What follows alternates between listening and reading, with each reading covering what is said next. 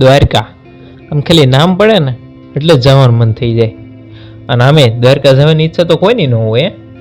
કાઠિયાવાડમાં ગોમતી નદીના કાંઠે આવેલ 4 મઠમાંનો એક મઠ કે જેના માટે કહેવાય છે ને ગોકુળ એમાં ગમ્યું નહીં ને મથુરા મૂકીને ભાગ્યો હતો, રણછોડ થયો એ કૃષ્ણ કાઠિયાવાડી છે.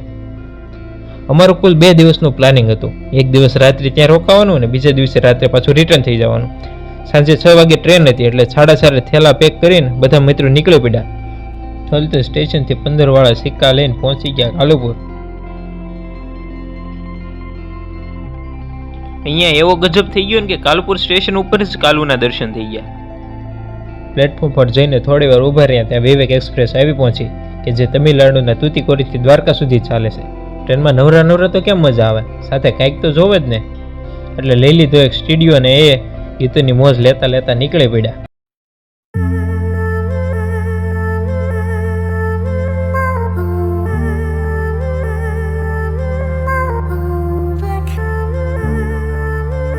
ટ્રેનમાં જતા હોય એટલે આવી એકાદી રીલ તો બનાવવી જ પડે, બાકી સગાવાલાને ખબર કેમ પડે.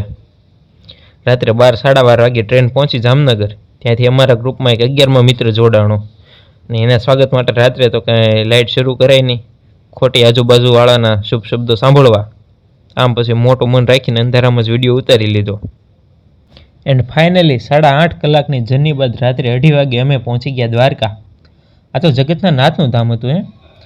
એ એવી ક્ષણ હતી ને કે મનમાં ઉત્સાહ નહોતો સમાતો. બધા જ મિત્રો ફૂલ આનંદમાં હતા.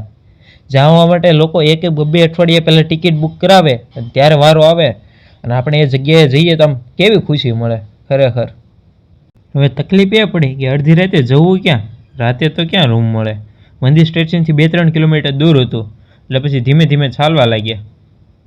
રેલવે સ્ટેશનથી ચાલતા આવી ગયા મૂળભા માણેક ચોક સુધી ને ત્યાંથી આગળ ઇસ્કોન ગેટથી અમે પ્રવેશ કર્યો એ શાંત વાતાવરણમાં ગુંજતી દ્વારકાની શેરીઓમાં.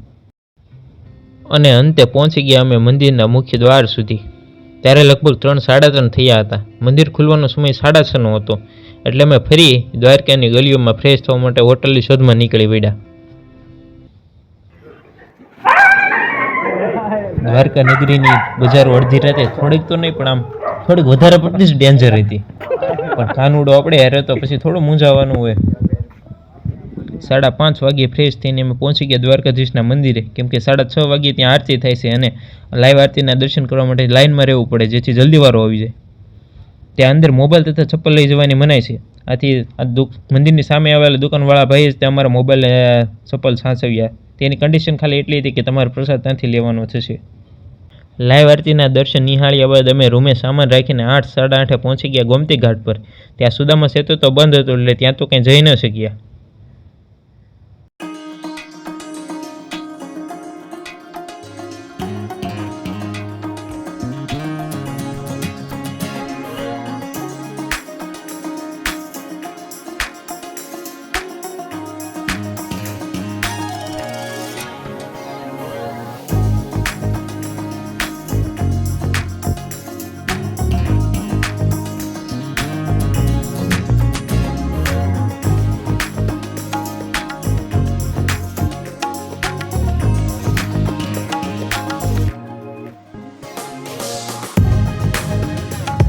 ગોમતી ઘાટ પૂરો થતાં જ આવી ગયા દરિયાકાંઠે. ટ્રીપની મેઇન વસ્તુ જ ફોટા છે અને એમાંય પાછું આવું સારું લોકેશન. પછી થોડું કંઈ ઝાલ્યું રે, બપોર સુધી ત્યાં આનંદ કર્યો.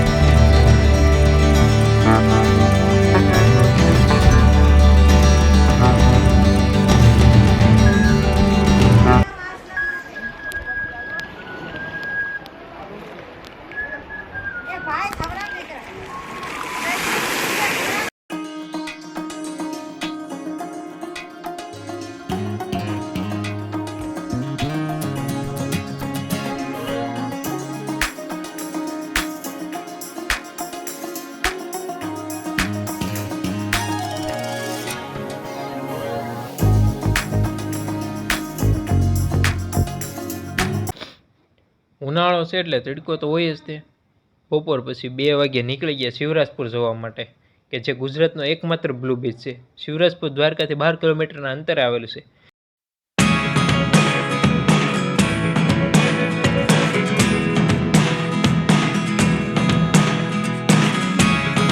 Never really know what's going on. Look at me sometimes like all you want to do is run. Hear me out, hear me out. If all the things you never show, there are the things I want to know. Secrets start in your heart so slow. But if you don't wanna tell me now. 20-22 મિનિટની 3 વ્હીલની journey કરીને આવી ગયા શિવરાજપુર. રિક્ષાવાળા કાકાએ થોડુંક બળ કરાવ્યું પણ વાંધો ન આવ્યો.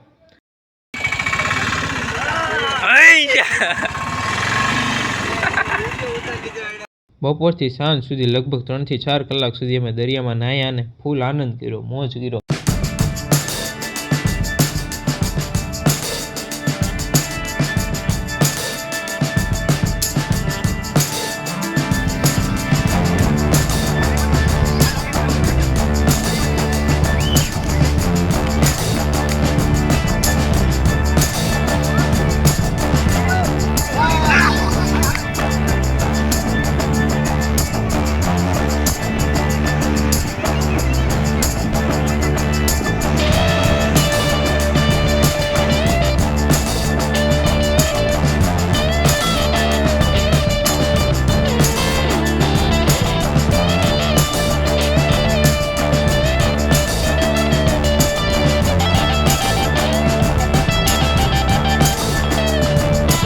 સાંજે 6 વાગ્યે ત્યાંથી નીકળીને આવી ગયા સીધા દ્વારકાધીશના મંદિરે. સાંજની આરતી ત્યાં 8 વાગ્યે થાય છે. આમ દિવસમાં 2 વાર લાઈવ આરતીનો આનંદ લીધો અને અમારો આજનો દિવસ સફળ રહ્યો.